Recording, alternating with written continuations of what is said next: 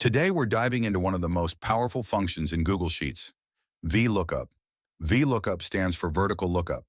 It allows you to search for a value in the first column of a range and return a value in the same row from a specified column. Let's see how it works with a practical example. If you would like to follow along, the link to the worksheet is in the comments below. Here we have a list of employee data. Suppose we want to find out the city of an employee based on their ID. Here's how we can do it using VLOOKUP.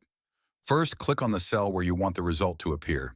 Type in the formula equal VLOOKUP, open parentheses. The VLOOKUP function takes 4 arguments: search key, range, index, and is sorted. Let's go through each part of the formula. The first part is the search key. This is the value you want to look up.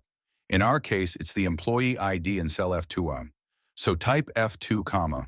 The second part is the range. This is the range of cells that contains the data. For this example, our range is A1 to D101, where column A contains IDs and column D contains cities. So type A1:D101, comma.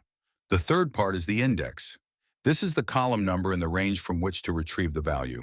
Since we want the city, and the city is in the 4th column of our range, we'll use 4 mars. So type 4, comma. The 4th and final part is sorted. This specifies whether the first column of the range is sorted. Enter false if you want an exact match, which is usually the case, and then close the parentheses.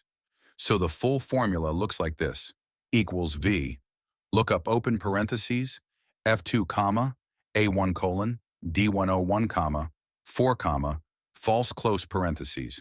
Press enter, and the cell now shows the city corresponding to the ID in F2.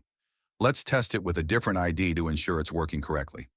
Just change the ID in F2 and see the result update accordingly. And that's it. You've successfully used VLOOKUP to find information based on a specific criterion. If you found this tutorial helpful, don't forget to hit that like button and subscribe for more tips and tricks on Google Sheets and other productivity tools. Also, let us know in the comments if you have any questions or topics you'd like us to cover. Thanks for watching, and see you in the next video.